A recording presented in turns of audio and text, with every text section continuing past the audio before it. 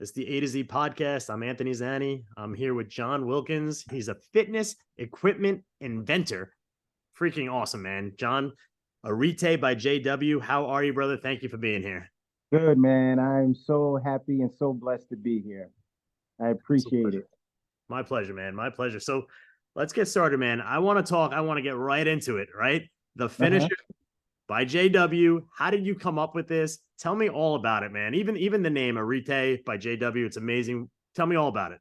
Yeah. I've been personal training. Well, initially I was a high level athlete.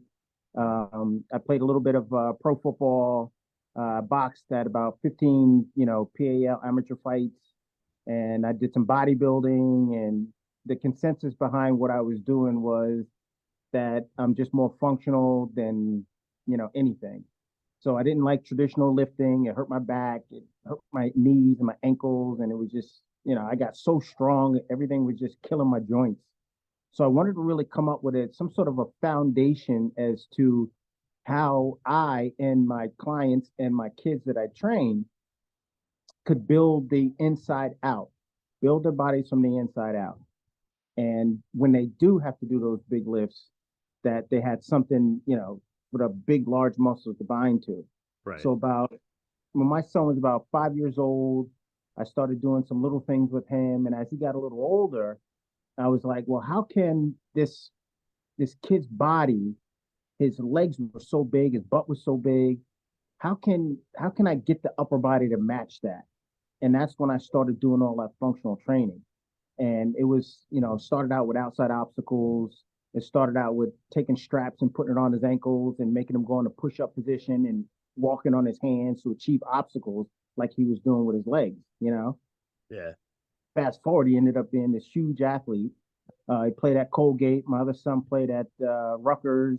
And they, besides the three knee injuries, he would have been in the NFL. My other son was on, like, I don't know, 7 teams in the NFL. He was on the Giants and, you name it. And I started filtering that type of training into my kids. So then I would watch all these static exercises like the wall sit and the planks and things like that. And I was working with these doctors at the time, these chiropractors and physical therapists. We actually built a facility that housed all of us together. So I started working with those guys for about 15 years. And you took that functional, getting somebody back out on the field, even an older person back out, walking after they broke a hip or ankle or a knee or something like that. All of those exercises really intrigued me. And I was like, how can I get those in the gym instead of these traditional exercises? So then I took the plank and I said, okay, with dumbbells, how could we plank walk, not just sit and hold the plank? And then I did a lot of research and noticed everybody was doing the plank wrong.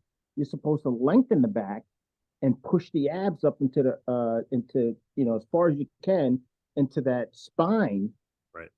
and tighten up those glutes, and extend. This is what I was doing all the work with the physical therapist. And I said, that's a true plank. And I watched social media and everybody's doing a plank wrong. So then I combined those dumbbells and that plank with something called the plank walk. And I developed the plank walk, the low plank walk, the plank jumps, the reverse plank walk, and then obviously my patented finisher froggers. And then what I did was I said, okay, so the dumbbells, when you use them, when you started fatiguing, it would roll out and it would hurt your wrist. Like your wrist would like blow out. So every time I train somebody, I'm sitting there going, oh, I could potentially hurt these people. Yeah.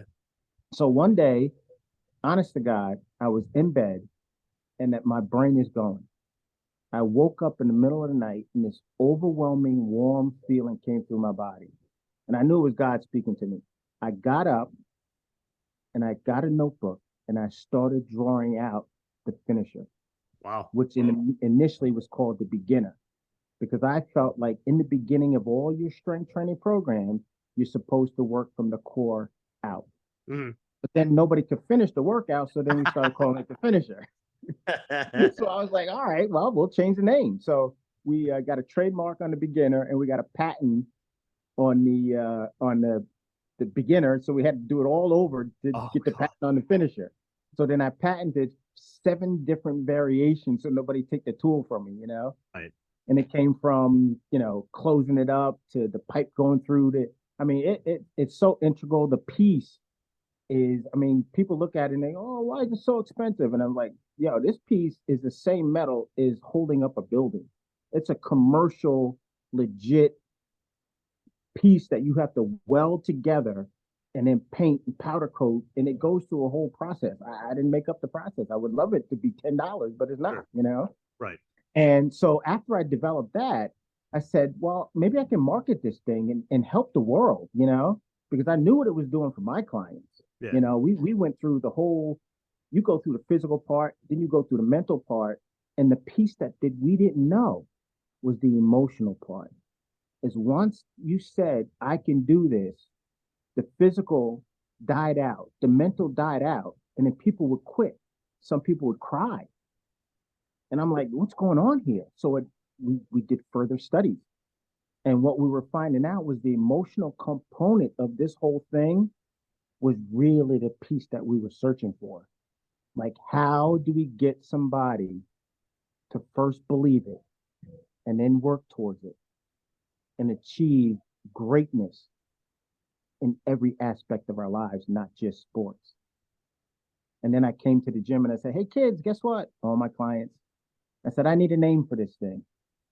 And I said, you guys know who I am. You've been with me for a long time. I start kids at 7 years old. Wow. And they're on the same bar, believe it or not, as the one that these fighters and all the same bar. My granddaughter has been on that bar since she was 6.5 years old, and she could hardly even move it. Now she can go 80 feet back and forth. And I was just at some super duper place. I'm not going to say the name. And the fighters, pro fighters, couldn't go more than 15 feet without going down. And I show them videos of my granddaughter and my little clients, and they're like, oh, they've been doing it longer. I said, yeah. Don't say it loud. It's crazy, And then it brings out all the excuses. And then we try to rectify the excuses. So what happened was when my clients came up with this name, the most thing about this name, of all the names, they gave me 30 names, was the definition. And Arite was a warrior. They started at 7 years old. I started my clients at 7 years old. I didn't even know it.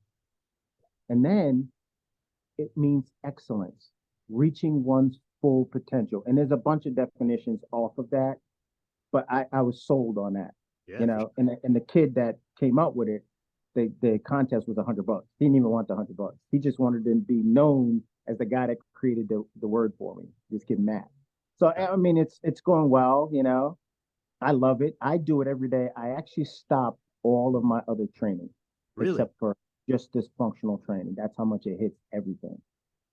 Wow. And the interesting part was when I drew this out, I woke up every night for 3.5 months after and created 41 more things. So the bar is just one. Yep, 41. It's unbelievable. I created a functional cage that has a trolley system on it that when you hold that bar in your hand and your feet are on the ground, I created a strap, a 360 strap that you can get in and get out yourself. And then you walk on your hands with this bar in this strap and you go across the trolley as if you're pulling a motor in a car moving from one place to another. Right. And you have to do all those exercises with that strap, with your feet in that strap, the bar in your hand. You have to walk about 5 or 6 feet. Then you put the bar aside, you have another obstacle.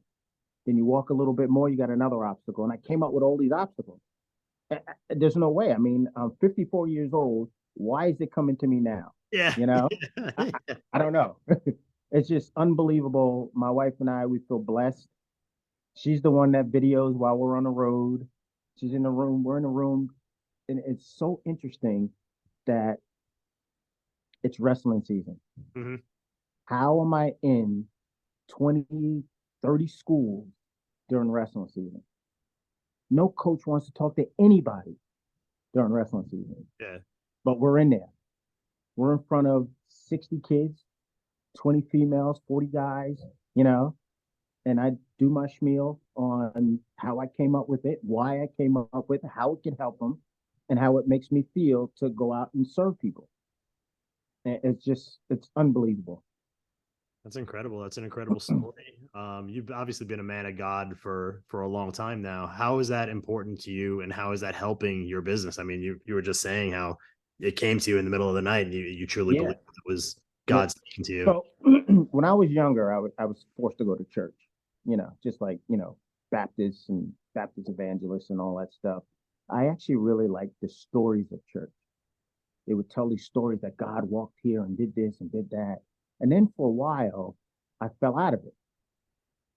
And then in college, I started going back to church. And I just thought when God was in my life, things went well. When God wasn't in my life, not that things went bad, I just really had no direction. Hmm. Now I listen to this guy, Myron Golden. And Myron is a pastor down in Tampa, Florida. And it's almost like he's just having a conversation with me.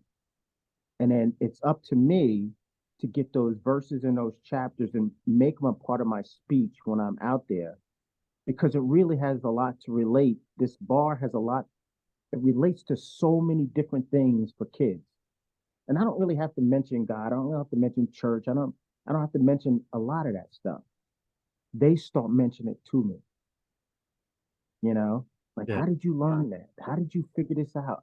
I really didn't. I just thought of something, and it couldn't have come to me because I feel like I've turned myself over to God a long time ago, and it just came to me, just like everybody else has their missions. And Right. my mission is to go out and explain this to everybody. If you buy one, you buy one. If you don't, you don't. It's just my mission to get the word out.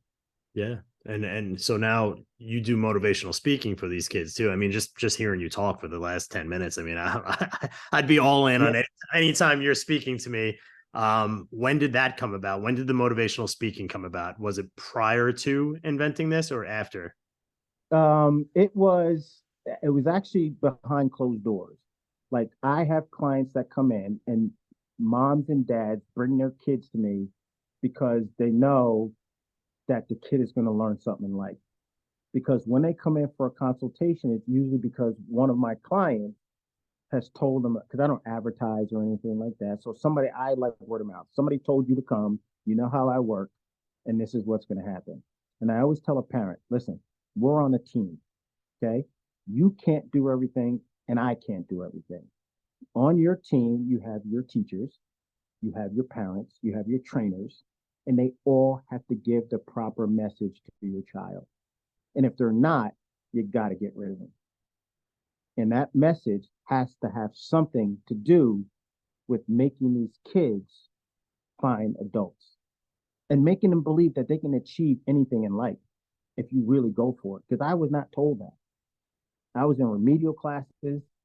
I was beat as a kid. I was bullied, you know, and I just feel like the way I came out of it, because my brother is a gang member, and my other brother he's a reformed, drug dealer. And I just felt like, now, if I'm seeing all of this and this is all happening, how am I virtually the only one in the family out of six kids that went to college and, that whole thing. Right. But I had a little bit of fear too. I didn't want to get in trouble, and then I started sports early, which kept me occupied. Yeah. Well, you found a passion in And it, obviously. yeah, and I watched these guys. They live their lives a certain way, but once they score a touchdown, they kneel down in the back of the end zone and do this, and I could look right through it. And I would believe that when I truly accomplish something or not accomplish something, there was always something there for me to learn. And if I learned it, I felt like I had to pass it on, because obviously it was passed on to me from somebody. Sure. Sure. That's a great outlook, great way of looking at things. And that's obviously why you're very successful. Yeah, yeah. Is there any difference when you're training, let's say MMA fighters versus football or baseball or wrestling, like different sports? Are you focusing on different things, or it's all the core? So I always say I'm a general guy. I'm the guy that gives you the foundation to go off and do your sports specific things. Okay. So I'm not really sports specific. What I'm trying to do is strengthen the body up, get the brain to use every muscle in your body to execute a movement. And that's turning that switch on. And you know, it's funny. I was at a coaches convention, this is hilarious. I was at a wrestling coaches convention in July, and it was 450 coaches there, and some of them brought their trainers. Do you know only one guy knew what the core was? Oh God. Yeah. And it's not hard to mess up because it's all being taught wrong. And this brings me back to, you know, being a part of that group. And in my advisory team, I have two physical therapists, I have a cardiologist, I have a functional neurologist, I have two chiropractors, I have an orthopedic surgeon, and I have a nurse. And now I'm getting ready to do Gene for mindset, Yeah. and I'm looking for a nutrition person. And on that team, I put them on the bar and I said, you are now the expert in your field as to what this bar does to what your expertise are. And that's how we came up with all this literature.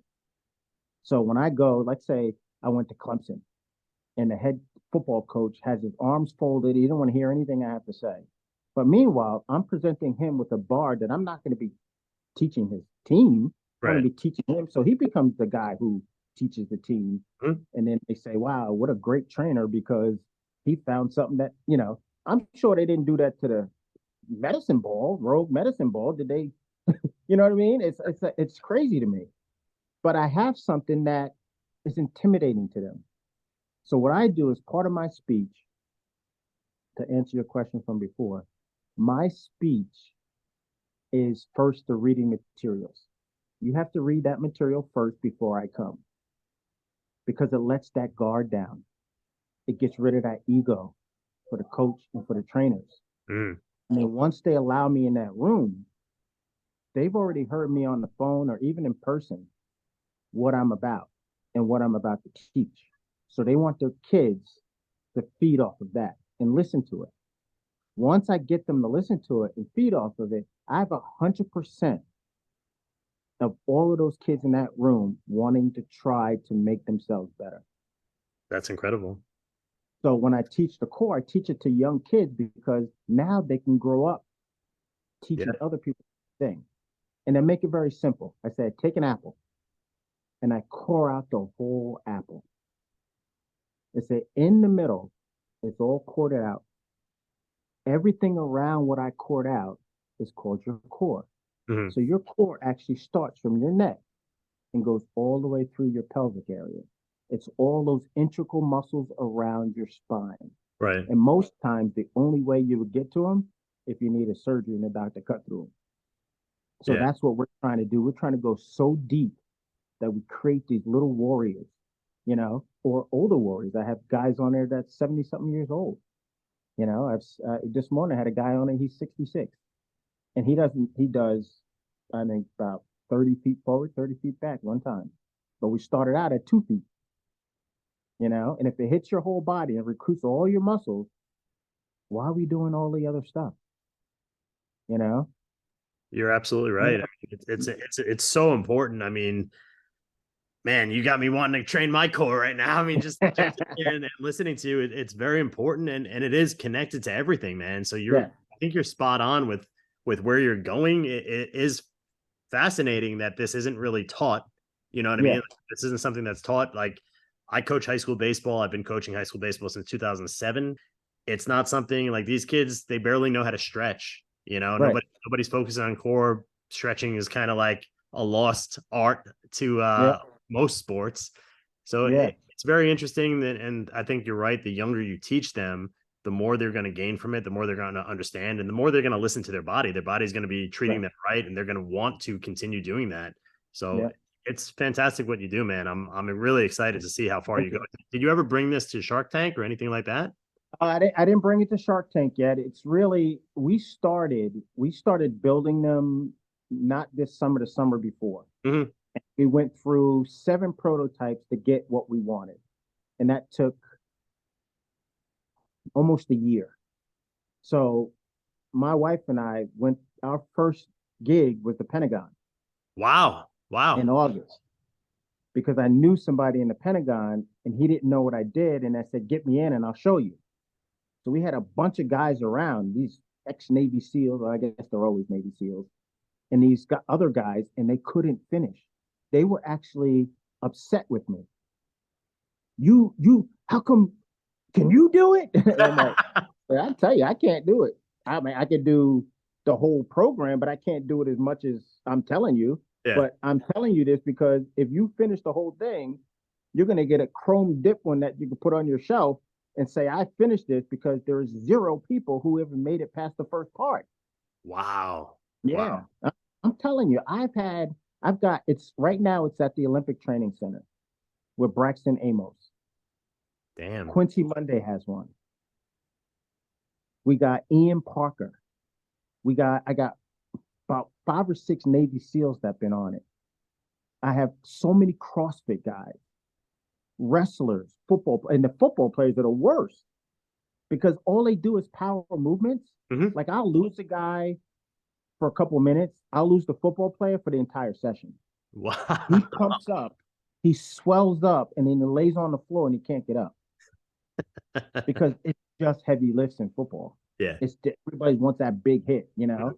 Yep. But what I always say to people is the part that we didn't think about was we were talking about core stabilization, hand grip associated with the core, your glutes, tighten your glutes up.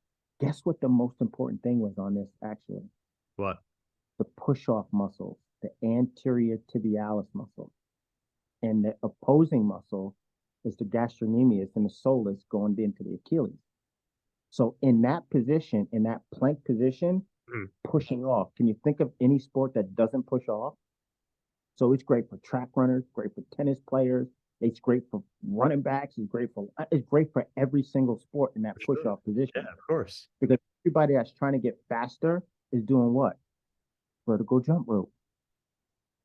Yeah. But in order to jump rope and get faster moving forward, you'd have to jump rope on this angle, right? Yeah. And then people push sleds. Well, sleds does not get your toe to touch your tibialis muscle. So we're not lengthening the calf muscle. So I've added, I don't know if you've ever heard of Ryan Burton. No, I haven't. Ryan Burton is wrestles at St. Joe's. He just committed to Virginia Tech. Wow. Good for He's him. been from before COVID until now. He is actually the strongest kid on this bar. I mean, Wow. he's ridiculous. Is he a monster wrestler? Yeah, he's a wrestler. No, is he an animal at wrestling? Oh yeah, Oh, yeah. nice. And his body morphed into this ripped up guy. Looks like the Under Armour guy compared to the flubby that he was beforehand. Yeah. And that's all we do. We do that and we do the road bike. I make him plank walk for 20 feet high, forward backwards 3 times. And then I make him low plank walk forward and backwards 3 times. And then I make him plank jump forward and backwards 3 times. What? Nobody could finish the first part of it, which is the 3 high ones. And this kid had no points scored on him in Super 32. Yeah, Super 32 recently, except for he let them because his coach was telling him to try some other stuff. And he's ridiculous. He will be something. But his body is so strong that when kids wrestle him, they follow him. And they say, hey, what are you doing? He goes, I do this bar. And he brings the bar with him.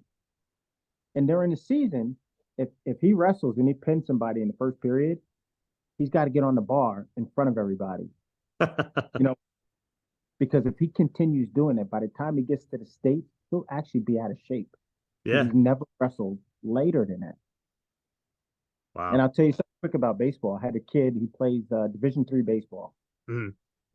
And I put him on the bar. And just, I don't know much about baseball, but all I know is when you push off, your toes are spread, your feet are pointed in the same direction that you're going in. So if you're swinging a bat, you start this way, pivoting on the foot, and you're spreading your toe, and you actually face where you're swinging the bat. That's called the push off. So if you don't rotate far enough, then the sartorius muscle tendon, which runs in from the inside of your thigh Mhm. all the way up from your knee, all the way up to the inside of your thigh near the gracilis into that hip flexor, that can only stretch so far. So if you don't completely turn over, I don't activate that glute at the end. So I was working with this kid. He played Division III college baseball, and he wasn't pivoting all the way around. And I would punch him in the butt, and it was soft. I said, "Could you imagine this butt this big Right. was added to the power?" Absolutely. The following weekend, he hit 6 home runs in a tournament. Nice, man. Nice. All he did was finish his swing. And it's funny. I just went out to. I was with Bullpen. It's Zach Dials. He played for the Toronto Blue Jays. Mhm. He played for the Washington Nationals. And I forget the other guy that I was with because I went to them and I did a presentation demo and then they bought some. And the one guy, I said to him, "Let me see your pitch." I don't know anything about pitching. I just looked at his feet. I said, "Wow, you're not really turning over." Because what he would do is he would spin off, go to that push off position very quickly, and then his heel would fall out to the outside. And then it would go forward and land forward. I said, well, in that state where you need most of that power, Mhm. you don't even have your foot firmly on the ground and you're pitching 90 something miles an hour. I said, could you imagine if you fix that? You know what he asked me? What? How do I fix that? I said, you got to spread your toes in your shoes and you got to activate that glute for the last 2 or 3 miles an hour. Yeah. How do I spread my toes in my shoes? I said, okay, well, I started from there. So now he's practicing it. That's awesome, Now John. I know nothing, but all I do know is if I want to go forward, Yeah. I can't have my feet facing any direction except for forward. You're spot on, man. And it Yeah, really is. This is good for every sport. You don't have to know the sport. You know exactly what it is that you're talking about. And if these people are following your routine, they are going to better themselves in their sport, but not only their sport, in their health and in their life. yes, yes, yes. And I always say, like, when we tap into that physical, mental, when we finally hit that emotional part, that's when all the excuses come out. Oh, you need grippers on here. Oh, my hands are sweaty. Oh, I didn't really go down. I slipped. Oh, I mean, it just goes and goes and goes. And I'm like sitting there going, well, my 12-year-olds don't give me excuses like that. Yeah. I was at TARC one, and the CrossFit guys, there was like 28 of them, and I did a presentation for them. And they couldn't go. I brought a yoga instructor with me, female, and she went further than everybody. You know, this guy wanted to jump down my throat. He gave me every excuse in the world. I got so mad at him. I was like, are you kidding me? When I was little, the army was everything. It was the biggest and the baddest. And you're giving me the same excuses as a 12-year-old. And he looked at me, and the lady who got me in, she walks over and she kind of walks in front of me. She goes, "No, you know who you're talking to?" I said, "I don't care." I said, if he gives me excuses like a 12-year-old, I could take it from the 12-year-old, not this 30-something-year-old guy. you know? I mean, that's what comes out. You got to hear it. One guy was punching himself in the face one time. I said, it's not going to help you. Yeah. I said, what you have to do is you have to rein yourself in and you have to give in. You have to submit to, I am not good at something. And if I practice, I can get good at it. Yeah. And that's what they don't do. And after the emotional, that's the inspirational. Now you're inspiring yourself to get better and move on. And then I tell people, if you have that winning formula, then you apply that winning formula to every other aspect of your life. That's why the parents send their kids to me That's because of fantastic. those, you know. Fantastic. I know one parent, Mark Henry, sends his son Jacob Henry to you. Yes. Yeah. Jacob is a monster in football, and I know Yeah. that this is helping him tremendously. Yeah. Somehow the kid is getting better, which is Yes. insane. I can't wait to see his career play out. Yep. Yeah. So he Mark Henry didn't get on because he needs back surgery, Yeah, but he would have. I mean, he's a master, you know. But his son is very, very, very powerful.